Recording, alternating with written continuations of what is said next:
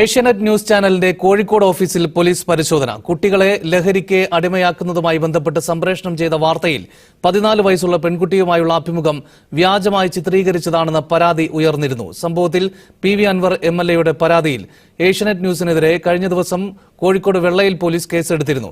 നിർഭയം നിരന്തരം ചാനലിൽ നിന്നാണ് ചാനൽ പ്രവർത്തനം തുടങ്ങിയത്. 30 വർഷങ്ങളെന്ന് അതേ ചാനൽ ഇപ്പോൾ പറഞ്ഞുകൊണ്ടേയിരിക്കുന്നു. അന്ന് ഞങ്ങളുടെ മുതലാളി റഷ്യൻ തൊഴിലാളിയായ റെജി മേനോനാണ്.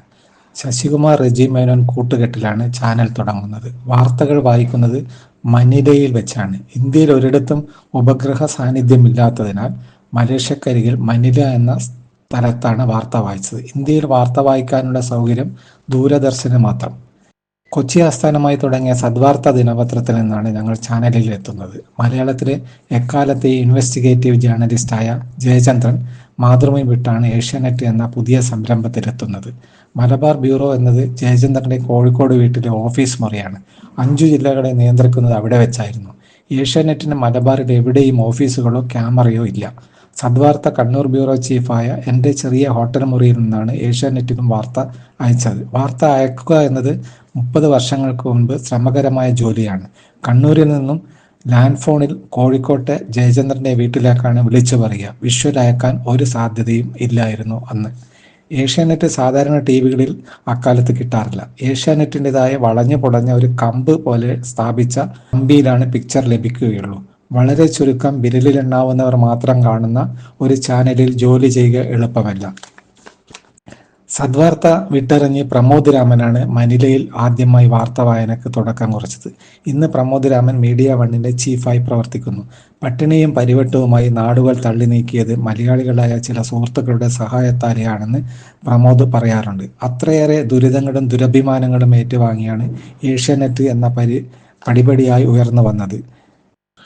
പണ്ടുകാലത്ത് അക്കളി തീക്കളി എന്ന മുദ്രാവാക്യം നമ്മളെല്ലാം വിളിച്ചിട്ടുണ്ട്. ഒരു പത്രപ്രവർത്തകനെ തോണ്ടിയാൽ വിവരമറിയുന്ന കാലം.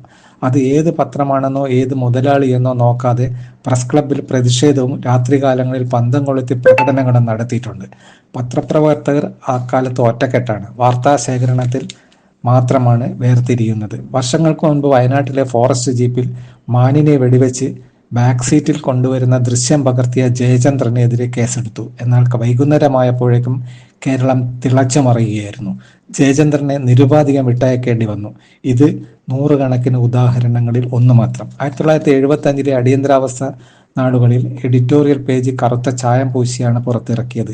എന്നിട്ടും പല മാധ്യമങ്ങളും അടിയന്തരാവസ്ഥയിലെ കിരാത ഭരണത്തിനെതിരെ പാർട്ടി ഭേദമന്യേ ഒറ്റക്കെട്ടായി ചെറുത്തു തോൽപ്പിച്ചു. ഇന്ന് സ്ഥിതി മറിച്ചായി. ചാനലുകളും പത്രങ്ങളും കേരളത്തിന് താങ്ങാവുന്നതിലധികമായി. ചില കോർപ്പറേറ്റ് മുതലാളിമാർക്ക് വാർത്താ മാധ്യമങ്ങളില്ലാതെ നിലനിൽക്കാൻ കഴിയാതെയായി. അരമനകളിൽ നിന്നുള്ള ഉത്തരവുകൾക്ക് വേണ്ടി ധാർമ്മികത പണയം വെച്ചു തുടങ്ങി. പത്രലോകം ഒരു അപക്വലോകമായി മാറിയിരിക്കുകയാണ്. നമ്മൾ എന്ന വാക്ക് ഇപ്പോൾ കേൾക്കാതെയായി. അവൻ, അവർ, അവൾ എന്നാണ് മുഴങ്ങിക്കേൾക്കുന്നത്. കുഞ്ചൻ നമ്പ്യാർക്ക് ഇവിടെ പ്രസക്തി വർദ്ധിക്കുകയാണ്. ദീപസ്തംഭം മഹാശ്ചര്യം എനിക്കും കിട്ടണം പരസ്യം എന്നായി മാറി. ഏഷ്യാനെറ്റിലെ സിന്ധു സൂര്യകുമാറിനും ഷാജഹാൻ കാളിയത്തിനും അഖില നന്ദകുമാറിനുമെതിരെ പോക്സോ കേസ് വരെ എടുത്ത ഭരണകൂട ഭീകരന്മാർ. ഏതെങ്കിലും ചാനലുകൾ ഒരു അന്തിച്ചർച്ചയ്ക്ക് തയ്യാറായും. ഏഷ്യാനെറ്റ് ഹൈക്കോടതി വഴി നിയമ പോരാട്ടം നടത്തിയാണ് കേസ് ചവറ്റുകൊട്ടയിലേക്ക് വലിച്ചെറിഞ്ഞത്. കേസ് തോറ്റതുപോലും മറ്റു ചാനലുകൾ റിപ്പോർട്ട് ചെയ്തില്ല.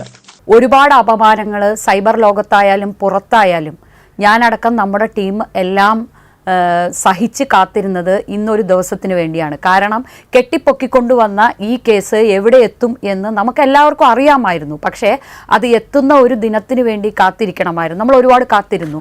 നിയമത്തിൻ്റെ വഴിയിൽ മാത്രമാണ് പോയത്. അതിൽ നിന്ന് ഓടി രക്ഷപ്പെടാൻ ശ്രമിച്ചിട്ടില്ല. മാതൃഭൂമിയിലെ മാധുവിനെതിരെയും മനോരമയിലെ ഷാനിക്കെതിരെയും കേസെടുത്തു നോക്കി.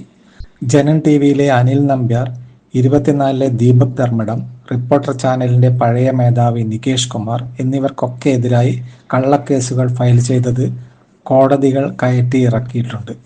അതത് ചാനലുകൾ അല്ലാതെ ഒറ്റക്കെട്ടായി ഒരു പ്രതിഷേധ സ്വരം ഉയർന്നു. ഏഷ്യാനെറ്റിലെ വിനു വി ജോണിനെ CPM ഊരുവിലക്ക് നൽകിയിരിക്കുകയാണ്. ആരെങ്കിലും മറുചോദ്യങ്ങളുമായി മുന്നോട്ട് വന്നു? മീഡിയ വണ്ണിനെതിരെ കേന്ദ്രം നിരോധിച്ചതിനെ ആരെങ്കിലും ചർച്ച ചെയ്തു? നാഷണൽ സെക്യൂരിറ്റി ഇഷ്യൂസ് ഉണ്ട്, ദേശസുരക്ഷാ പ്രശ്നമുണ്ട് എന്ന് ചൂണ്ടിക്കാണിച്ചുകൊണ്ട് ഈ വിലക്ക് ഏർപ്പെടുത്താൻ കഴിയില്ല എന്നാണ് കോടതി തീർത്തു പറഞ്ഞത്. കാരണം നാഷണൽ സെക്യൂരിറ്റിക്ക് വിഘാതമുണ്ടാക്കുന്നു എന്ന പേരിൽ മുന്നോട്ട് വെക്കുന്ന കാര്യങ്ങളൊന്നും അംഗീകരിക്കാൻ കഴിയാത്തവയാണെന്നും അത് പ്രസ് ഫ്രീഡത്തിനുമേലുള്ള മാധ്യമ സ്വാതന്ത്ര്യത്തിനുമേലുള്ള കടന്നുകയറ്റമായേ കാണാൻ കഴിയുമെന്നാണ് കോടതി ഭംഗ്യന്തരേണ പറഞ്ഞു വെച്ചത്. റിപ്പോർട്ടർ ചാനലിന്റെ കുടമാറ്റത്തിൽ ഒട്ടേറെ ചാനലുകൾ എതിർക്കുന്നു. അതിന്റെ മാനേജിംഗ് ഡയറക്ടർ ഉൾപ്പെട്ട മരമുറി കേസ് ഏഷ്യാനെറ്റ് അടക്കം ആഘോഷിച്ചു. റിപ്പോർട്ടർ ചാനലിന് ഒരുപാട് അപാകതകളുണ്ട്, എന്നാൽ ജനം അതിനെ രണ്ടാമതായി നിലനിർത്തുകയാണ്. റിപ്പോർട്ടർ ചാനലും കോൺഗ്രസുമായുള്ള കൊമ്പ് കോർക്കലിന് ആരെങ്കിലും മധ്യസ്ഥം വഹിച്ചോ? മീറ്റ് ദ എഡിറ്റേഴ്സ് പരിപാടിയിൽ ഓന്ത് നിറം മാറുന്നത് പോലെയാണ് ചിലർ തൂവൽ പൊഴിക്കുന്നത്. അതിൽ മാറാതെ നിൽക്കുന്നത് അരുൺ മാത്രം. അരുണിന് വരാൻ പോകുന്ന നല്ല കാലത്തെ സ്വപ്നം കണ്ടാവും വെയിലത്തും മഴയത്തും കുതിരപ്പുറത്തും ഊരു ചുറ്റുന്നത്. കേരളത്തിലെ മദ്യലഹരി വേട്ടയെ ഉന്മൂലനം ചെയ്യാനാണ് 24-ലെ ശ്രീകണ്ഠൻ നായർ മുഖ്യമന്ത്രിയുടെ ആശീർവാദത്തോടെ കേരളം ചുറ്റാൻ തുടങ്ങിയത്. ശ്രീകണ്ഠൻ നായർ ചെയ്ത നല്ല കാര്യമാണ്. എന്നാൽ അത് എന്തിനായിരുന്നുവെന്ന് പിന്നാമ്പുറ കഥകൾ നമ്മൾ കേൾക്കേണ്ടി വരും. ഒരു ചാനൽ പദയാത്ര നടത്തുമ്പോൾ മറ്റേ ചാനൽ കുതിര സവാരി നടത്തും. വേറൊരാൾ പാട്ടുപെട്ടിയുമായി ചുറ്റുമ്പോൾ വേറെ ഒരാൾ ജില്ലാ സമ്മേളനങ്ങൾ വിളിച്ച് ആളുകളെ ബോറടിപ്പിക്കും. രാഹുൽ ഗാന്ധി ഭരണഘടനയുടെ കോപ്പിയുമായി നടക്കുന്നത് പോലെ എല്ലാ പത്രമാധ്യമ സുഹൃത്തുക്കളും സ്വദേശാഭിമാനി രാമകൃഷ്ണപിള്ളയുടെ ആത്മകഥയും കൊണ്ട് നടക്കണം. വികാസ് പിന്നെ അല്പം വർഗീയത പറഞ്ഞ് വോട്ടർമാരെ പോളിംഗ് ബൂത്തിലേക്ക് എത്തിക്കാനുള്ള ശ്രമം നടത്തി. പിന്നീട് അതും പോരാ എന്ന് കണ്ടപ്പം അവരുടെ മംഗലസൂത്രത്തിലേക്ക് കയറി പിടിച്ചു. അവരുടെ മംഗലസൂത്രത്തിലേക്ക് കയറി പിടിച്ചതിനും പോരാഞ്ഞിട്ടാണ് അദ്ദേഹം ദൈവീകമായിട്ടുള്ള പരിവേഷം എടുത്തണിയുന്നത്. ഈ ദൈവീകമായ പരിവേഷം എന്ന് പറയുമ്പോൾ നമ്മൾ കാണേണ്ടത് എനിക്ക് ദൈവത്തിൻ്റെ ശക്തിയുണ്ട് എന്നൊന്നും അല്ല പറഞ്ഞിരിക്കുന്നത്. ഞാൻ ആദ്യം വിചാരിച്ചത് ജൈവികമായിട്ടാണ് ഞാൻ ഈ ഭൂമിയിൽ വന്നതെന്നാണ്.